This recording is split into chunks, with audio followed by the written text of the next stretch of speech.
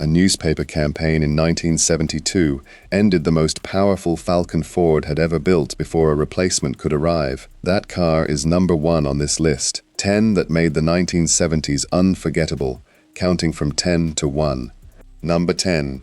Volkswagen Beetle, 1970 to 1978. The Beetle was the only car available to Australian buyers in the 1970s, where the act of choosing it was itself a statement. Holden and Ford owned the mainstream conversation. The Beetle sat deliberately outside it, an air-cooled flat 4 in the tail, a shape unchanged in any meaningful way for decades, and a purchase that carried a specific meaning in the Australia of the early 1970s. University towns, surf communities, the expanding counterculture, the Beetle appeared wherever the domestic two-brand argument wasn't the primary frame of reference. It communicated something about the driver that a Kingswood or a Falcon could not replicate at any specification. When German production wound down towards the end of the decade and Australian availability contracted with it, the buyers who had chosen the Beetle on those terms noticed the gap in a way that buyers of more practical sedans rarely experience when a model ends. The next car made a different kind of statement entirely, through engineering rather than identity. Number 9.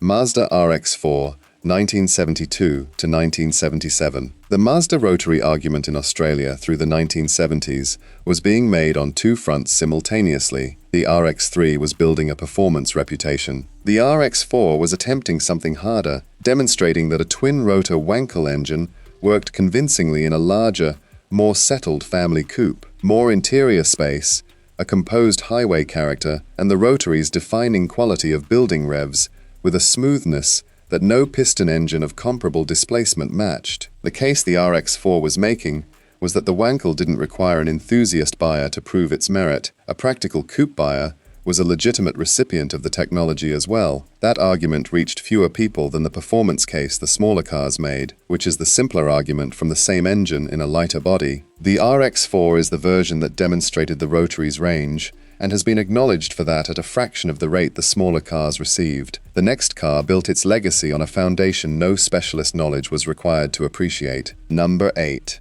Toyota Corolla, 1974 to 1979. The specific claim worth making about the Corolla in this part of the decade is not about any single feature. It's about what Australian owners told each other once they'd lived with one. The 4-cylinder was reliable in a way that generated a particular kind of buyer behavior. They didn't leave for something else. Corolla owners returning to a Toyota dealer for their replacement car represented a loyalty rate the domestic manufacturers, who had taken a degree of buyer retention for granted across the Kingswood and Falcon era, hadn't encountered from a Japanese competitor at this scale. That loyalty wasn't built by advertising. It was built by owners having nothing to report to their mechanics throughout the years that should have produced the standard complaints. When those buyers came back in 1976 or 1978, they came back with certainty rather than habit. The domestic manufacturers understood by the middle of the decade that something had shifted that wasn't going to reverse. The next car shifted something in an entirely different direction: youth culture and what it drove. Number 7. Holden HQ Panel Van, 1971 to 1974. The HQ platform produced 6 distinct body styles, and the mainstream account of it focuses on the sedan and the station wagon. The panel van is the body the decade remembers differently. Young Australians in the early 1970s took HQ panel vans, the 173 cubic inch straight 6, blank metal sides, commercial vehicle pricing, and turned them into something the engineers at Elizabeth in South Australia had not anticipated: carpet from floor to ceiling, stereo systems built into the paneling, custom paintwork, murals on the exterior, sleeping platforms. The HQ panel van became the vehicle of a specific and distinctly Australian social scene through the mid-decade, a rolling expression of identity that no other body style on any manufacturer's price list offered at a comparable cost. The buyers building out these vans were making the most individual statement available in Australian motoring at the time, using a commercial product the factory had delivered in bare metal. The ones that survive carry the decade in their interiors more completely than almost anything else still on the road. The next car earned its place here through different means altogether. We are halfway through. From here, the entries are the ones that surface immediately when anyone mentions 1970s Australian motoring, the cars that moved beyond the decade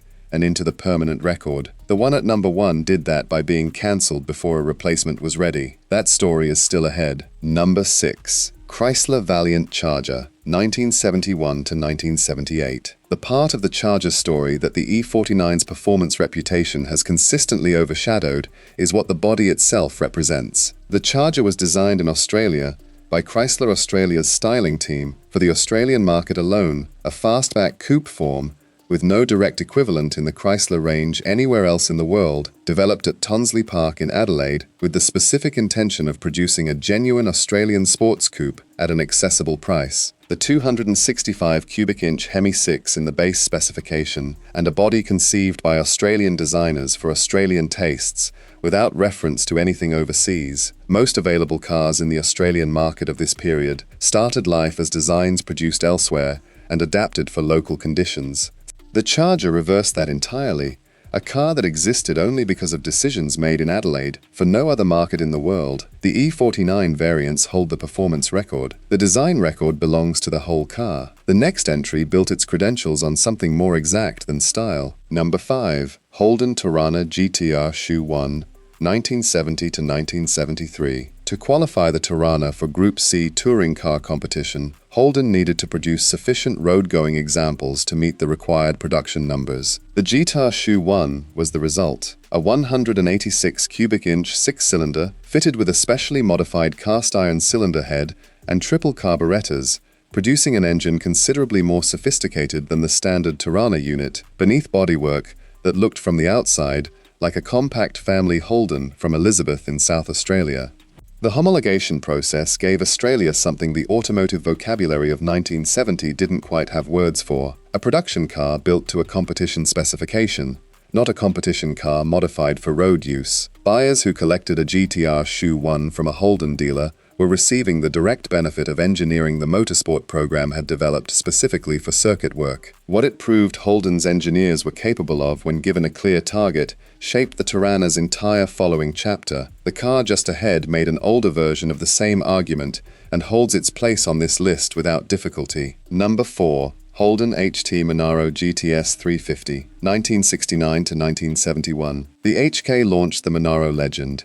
The HT generation took the formula further than the nameplate ever went again. The GTS 350 carried a 350 cubic inch Chevrolet small block V8, an American engine sourced directly from General Motors in the United States, placed into a body assembled at Holden's Elizabeth plant in South Australia. That combination produced performance figures that no comparable Holden product, and nothing Ford was building at the time, could straightforwardly match. Most conversations about the Monaro move from the HK to the HQ without pausing on the HT. Despite the HT containing the most powerful engine variant the nameplate produced across the entire original run, the buyers who found a GTS 350 in a Holden showroom in 1969 or 1970 and understood what the badge on the engine cover actually signified were purchasing something with a direct American performance ancestry that no later Monaro generation repeated in the same way. The car at number 3 made its argument on Ford's terms,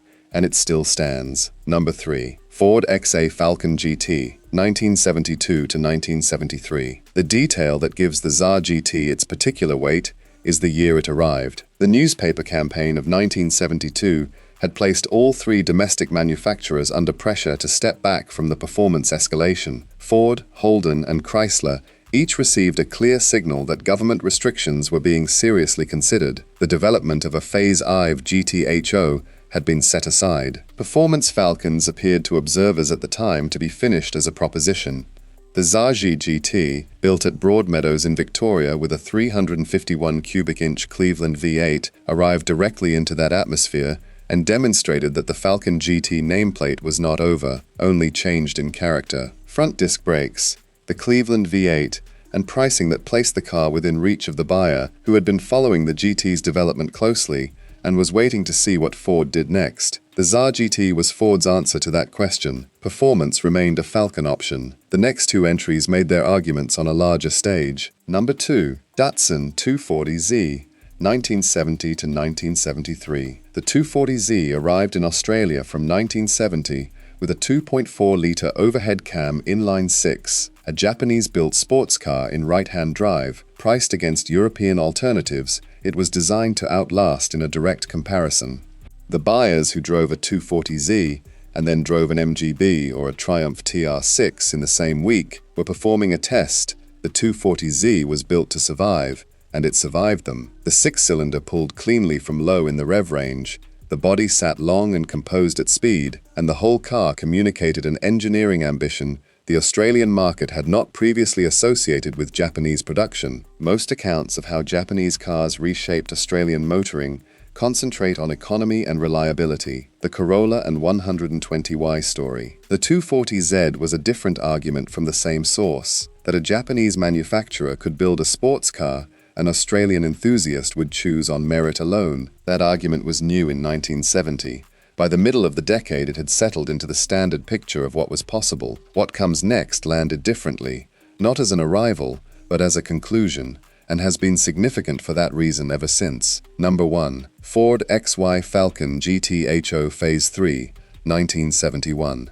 Built at Broadmeadows in Victoria, a 351 cubic inch Cleveland V8, available to any buyer who came to a Ford dealer with the price. The Phase 3 was the third and final generation of Ford's high-output Falcon GTHO, and the most completely developed version of that formula. In 1972, a campaign run through the Australian press raised concerns about the speeds production cars of this type could achieve on public roads. The matter reached the government level. Ford, Holden, and Chrysler each received a clear indication that legislation restricting performance cars was being considered. All three stepped back from further development. Ford's Phase 4, the intended next generation on the XA platform, was withdrawn before it could be built. The Phase 3 became the last of its line not because Ford had exhausted the idea, but because the pressure to end it arrived before a successor was ready. The cars that left Broadmeadows in 1971 were bought as performance Falcons by buyers who wanted exactly that. The cars remaining now